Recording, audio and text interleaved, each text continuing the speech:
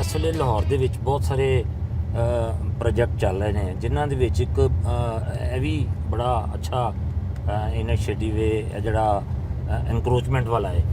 ਤੇ ਉਹ ਇਨਕਰੋਚਮੈਂਟ ਵਾਲੇ ਇਸ਼ੂ ਦੇ ਉੱਤੇ ਤੁਸੀਂ ਸਮਝਦੇ ਹੋ ਕਿ ਲੋਕਾਂ ਨੂੰ ਰਿਲੀਫ ਮਿਲ ਰਿਹਾ? ਅਗਰ ਤੇ ਅਸੀਂ ਆਪਣੇ ਲਾਹੌਰ ਨੂੰ ਇੱਕ ਖੂਬਸੂਰਤ ਸਿਟੀ ਬਣਾਉਣਾ ਹੈ ਜੀ, ਤੇ ਉਹਦੇ ਵਿੱਚ ਇਨਕਰੋਚਮੈਂਟ ਦਾ ਮੈਂ ਸਮਝਦਾ ਵਾਂ CM ਸਾਹਿਬਾ ਬੀਬੀ ਮਰੀਮ ਸਾਹਿਬਾ ਨੇ ਜਿਹੜਾ ਇਨੀਸ਼ੀਏਟਿਵ ਇਹ ਲਿੱਤਾ ਹੈ ਨਾ, ਪੂਰਾ ਲਾਹੌਰ ਉਹਦੇ ਤੋਂ ਰਾਜ਼ੀ ਹੈ।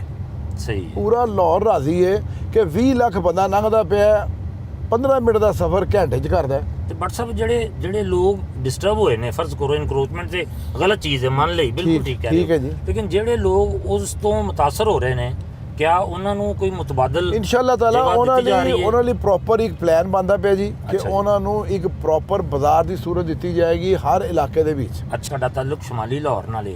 ਇਤਫਾਕ ਐਸਾ ਹੈ ਕਿ ਸ਼ਮਾਲੀ ਲਾਹੌਰ ਤੋਂ ਬਹੁਤ ਕੱਦਾਵਰ ਸ਼ਖਸੀਅਤ ਨੇ ਇਲੈਕਸ਼ਨ ਲੜਿਆ ਤੇ ਉਹ ਕਾਮਯਾਬ ਵੀ ਹੋਈਆਂ ਤੋਂ, ਲੇਕਿਨ ਅੱਜ ਵੀ ਅਗਰ ਦੇਖਿਆ ਜਾਵੇ, ਅਗਰ ਤੁਸੀਂ ਮੁਆਜ਼ਨਾ ਕਰੋ ਸ਼ਮਾਲੀ ਲਾਹੌਰ ਦਾ ਦੂਸਰੇ ਇਲਾਕਿਆਂ ਦੇ ਨਾਲ, ਤੇ ਸ਼ਮਾਲੀ ਲਾਹੌਰ ਥੋੜਾ ਜਿਹਾ ਪਿੱਛੇ ਨਜ਼ਰ ਆਉਂਦਾ ਹੈ। ਸਰ ਇਹਦੀ ਕੀ ਵਜ੍ਹਾ? ਅੱਛਾ, ਮੈਂ ਤੁਹਾਨੂੰ ਉਹਦੀ ਵਜ੍ਹਾ ਦੱਸਣਾ।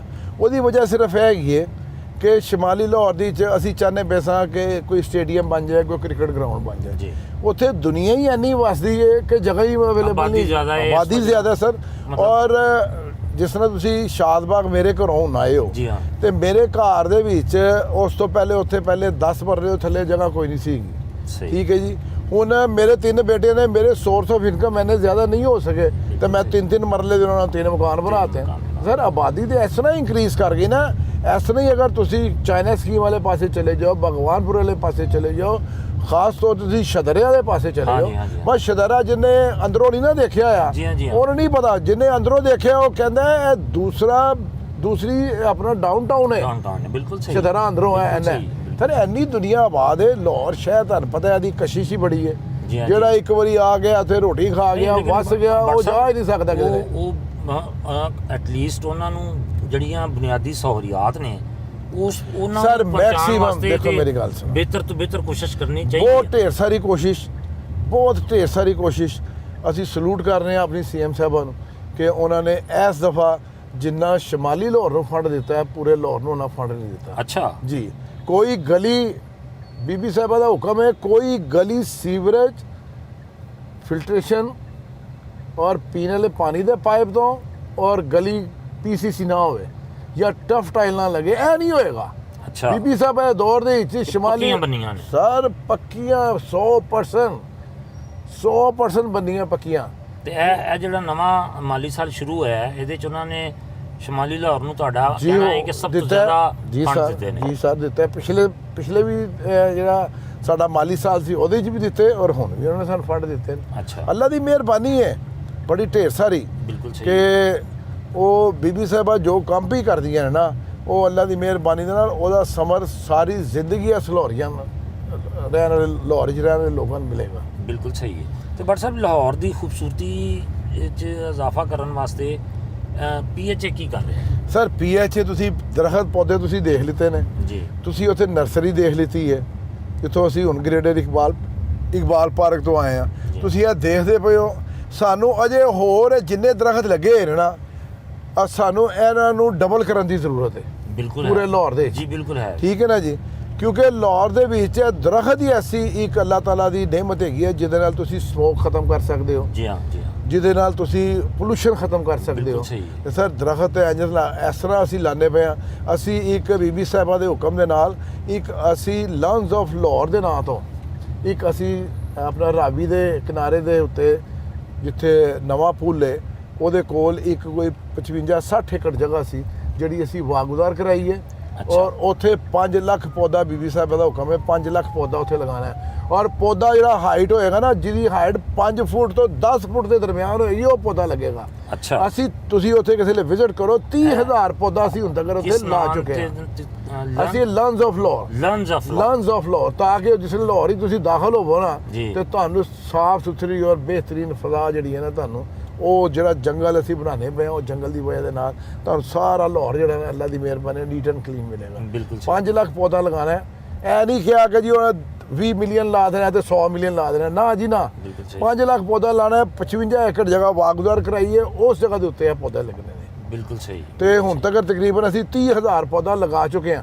ਪੌਦਾ ਟਹਿਣੀਆਂ ਨਹੀਂ ਲਾਈਆਂ ਅੱਛਾ ਜੀ ਜਨਾਬ।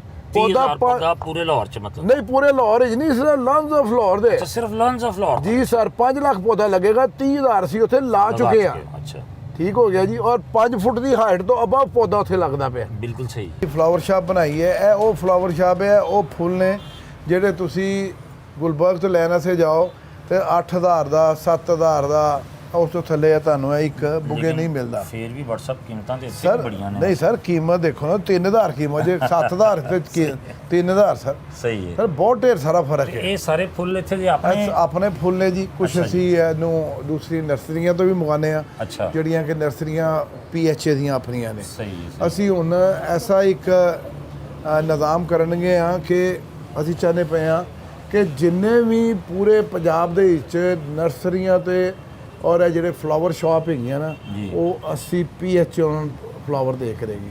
ਅੱਛਾ, ਜਿਹੜੇ ਵੀ ਆਊਟ ਆਫ ਦੀ ਸਿਟੀ ਅਸੀਂ ਮੰਗਵਾਉਂਦੇ ਆ, ਆਊਟ ਆਫ ਦਾ ਕੰਟਰੀ ਅਸੀਂ ਫਲਾਵਰ ਮੰਗਵਾਉਂਦੇ ਆ, ਅਸੀਂ ਉਹਨਾਂ ਫਲਾਵਰ ਵੀ ਜਿਹੜੇ ਨੇ ਨਾ, ਉਹ ਅਸੀਂ ਇੱਥੇ ਹੀ ਕੋਸ਼ਿਸ਼ ਕਰਕੇ ਇੱਥੇ ਹੀ ਉਹਨਾਂ ਦੀ ਗਰੋਥ ਕਰਨਗੇ ਆ। ਅੱਛਾ। ਵੈਸੇ ਹੀ ਉਹਨਾਂ ਨੂੰ ਹਾਲਾਤ ਪੈਦਾ ਕਰਕੇ ਨਾ, ਅਗਰ ਉੱਥੇ ਕੋਈ ਫਲਾਵਰ ਐਸੇ ਨੇ ਜਿਨ੍ਹਾਂ ਨੂੰ ਜ਼ਿਆਦਾ ਸਰਦੀ ਦੀ ਜ਼ਰੂਰਤ ਹੈ ਜੀ ਹਾਂ, ਔਰ ਮੋਇਸਚਰ ਦੀ ਜ਼ਰੂਰਤ ਹੈ, ਉਹ ਸਾਰਾ ਅਸੀਂ ਇੱਕ ਪਲਾਨ ਕਰਨੇ ਪਏ ਆ।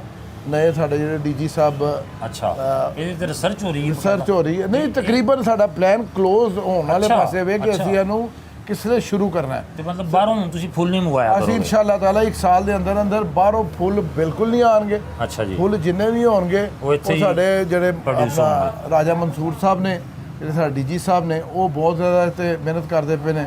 ਮੈਂ ਖਾਸ ਤੌਰ ਤੇ ਨਾਂ ਲਵਾਂਗਾ ਆਪਣੇ ਸੈਕਟਰੀ ਸਾਹਿਬ ਦਾ, ਨੂਰੁਲ ਅਮੀਨ ਮੈਂਗਲ ਸਾਹਿਬ ਦਾ। ਮੈਂਗਲ ਸਾਹਿਬ ਜੀ। ਖਾਸ ਤੌਰ ਤੇ ਨਾਂ ਲਵਾਂਗਾ ਜਿਹੜਾ ਆਪ ਫੁੱਲਾਂ ਵਗਣਾ ਵੇ, ਜਿਹਦਾ ਨਾਮ ਹੈ ਬਲਾਲ ਯਾਸੀਨ। ਬਲਾਲ ਯਾਸੀਨ। ਉਹ ਆਪ ਵੀ ਫੁੱਲਾਂ ਵਗਣਾ ਵੇ ਤੇ ਹੈਗਾ ਵੀ ਲਾਹੌਰੀਏ ਭਰਾ ਨੇ ਵੈਸੇ ਲਾਹੌਰੀਏ ਭਰਾ ਨੇ ਆਪਣੇ। ਇਨਸ਼ਾਅੱਲਾ ਤਾਲਾ ਅਸੀਂ 1 ਸਾਲ ਦੇ ਅੰਦਰ ਅੰਦਰ ਬਾਹਰੋਂ ਇੰਪੋਰਟ ਬੰਦ ਕਰਾਂਗੇ ਫੁੱਲਾਂ ਦੀ, ਔਰ ਉਹ ਫੁੱਲ ਜਿਹੜੇ ਬਾਹਰੋਂ ਆਉਂਦੇ ਸਨ ਅਸੀਂ ਇੱਥੇ ਗਰੋਥ ਹੋਏਗੀ। ਇੱਥੇ ਗਰੋਥ।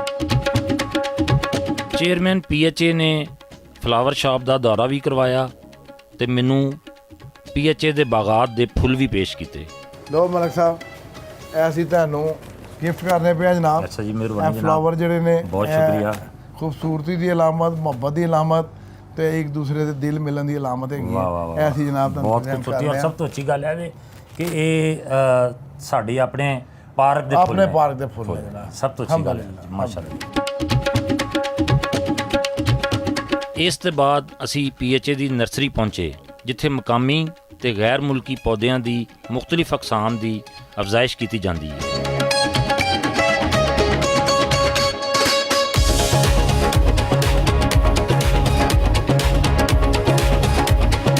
ਨਰਸਰੀ ਦਾ ਦੌਰਾ ਕਰਨ ਤੋਂ ਬਾਅਦ ਅਸੀਂ PHA ਦੇ ਦਫ਼ਤਰ ਦਾ ਰੁਖ ਕੀਤਾ।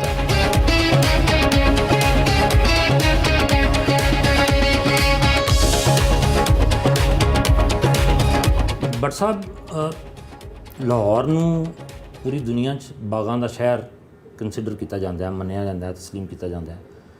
ਇਸ ਦੇ ਬਾਵਜੂਦ ਇਹ PHA ਬਣਾਉਣ ਦੀ ਜ਼ਰੂਰਤ ਕਿਉਂ ਮਹਿਸੂਸ ਹੋਈ? ਉਸ ਤੋਂ ਪਹਿਲੇ ਵੀ ਬਾਗਾਂ ਦਾ ਸ਼ਹਿਰ ਸੀ ਹੈ, ਔਰ ਆਪਣੀ ਇਹਦੀ ਮਸ਼ਹੂਰੀ ਦੀ ਇੱਕ ਬਹੁਤ ਵੱਡੀ ਵਜ੍ਹਾ ਵੀ ਇਹੀ ਸੀ ਇੱਥੇ ਦੇ ਬਾਗਾਤ। ਫਿਰ ਮਤਲਬ ਕੀ ਜ਼ਰੂਰਤ ਮਹਿਸੂਸ ਹੋਈ PHA ਬਣਾਉਣ ਦੀ? ਮਲਿਕ ਸਾਹਿਬ ਦੇਖੋ, ਅੱਜ ਤੋਂ 20-30 ਸਾਲ ਪਹਿਲੇ ਤੇ ਕੋਈ ਜ਼ਰੂਰਤ ਨਹੀਂ ਸੀਗੀ ਜੀ, ਲੇਕਿਨ ਫਿਰ PHA ਇਸ ਬਾਰੇ ਬਣਾਉਣਾ ਪੈ ਗਿਆ ਕਿ 8